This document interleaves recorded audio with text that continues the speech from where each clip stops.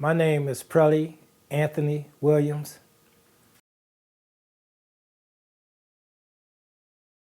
Yes, I'm a full-time professional artist, but I also work with the aftercare program at local community school. Illustration, um, writing, and it's like a whole gamut. It's a amount of stuff that I really can't go into at the moment.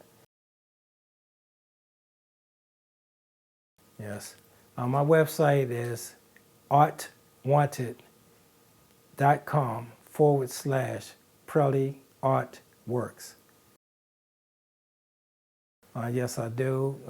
Most of my work comes from commissions, portrait commissions.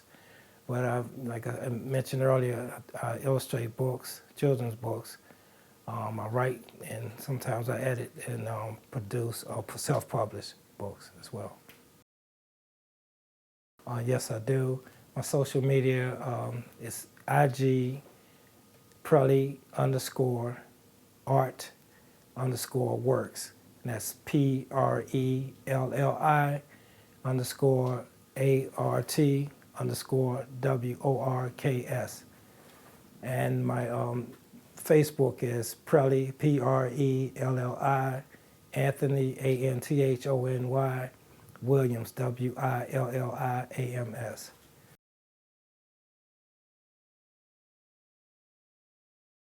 Well, I was really enthused after seeing the work from the Pull Up a Chair 1.0. And I said, wow, it looks like a very interesting project, as well as my connection to mental health. I was formerly diagnosed with the bipolar disorder, as well as my father. He was diagnosed as paranoid schizophrenic. May he rest in peace. So I felt it was, compelled to talk about, my story and tell my story and my connection to mental health awareness.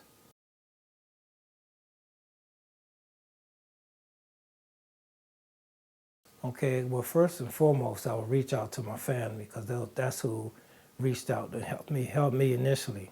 And then I would, seek medical help outside, from psychiatric treatments or medication or whatever.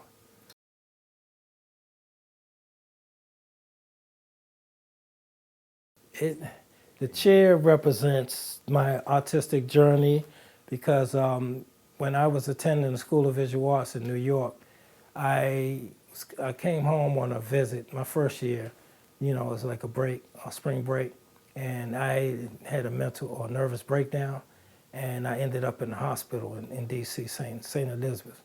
And from that 3 to 4 week stay, one of the doctors noticed that he knew, he heard that I was an artist.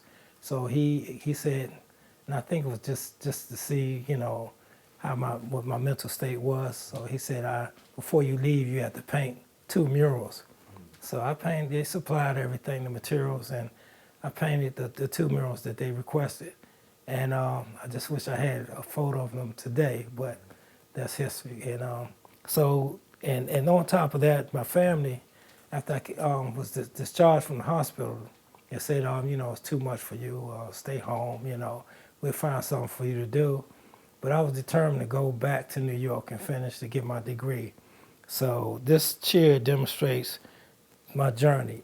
There's portions where you see the New York City skyline here, and you see some graffiti, you see some graphic design, you even see photos of me working in advertising agencies. So, my thing is, you can't go by what other people think, to judge you or to try to tell you what you should do. I mean, you can listen to the advice, but you have to take everything with a grain of salt. So I decided I wasn't, that was my, my goal, to attend college and get a degree, which I did. It took me extended period because of 7 years because I had to work during the day and go to school at night. But I was determined not to give up and to continue this journey. And I think about it now, if I gave up back then, I wouldn't have been in newspapers or in front of people, important people like the people at Joint Base Andrews with that fashion show or the artist panel or exhibiting my artwork. Also, working with children throughout my community and teaching art in different programs. I even had work exhibited at the Smithsonian Museum. And so if I gave up, I probably would never experience some of the things I've experienced to this point in my life.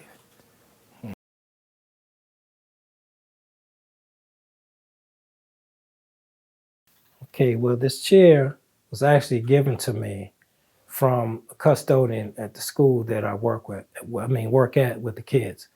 And I'm grateful for the donation and also the impact I think this chair is making, because we don't know how many individuals have sat in this chair, from parents to students to staff and even myself.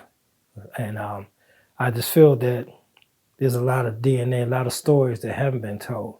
And a lot of the children at their school have a lot of emotional problems. I don't know if that's the correct term, but they're very emotional and are highly stressed. So I feel that it's a connection. There is a connection between this chair and those individuals and myself.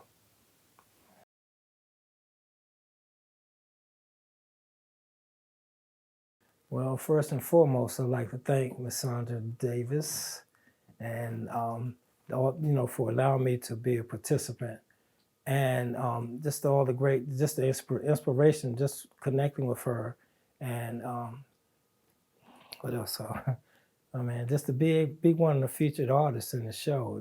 This kind of increases my coast or boundaries. So I've never exhibited in Rockville, so that's a new territory for me, and I'm grateful. Forever grateful.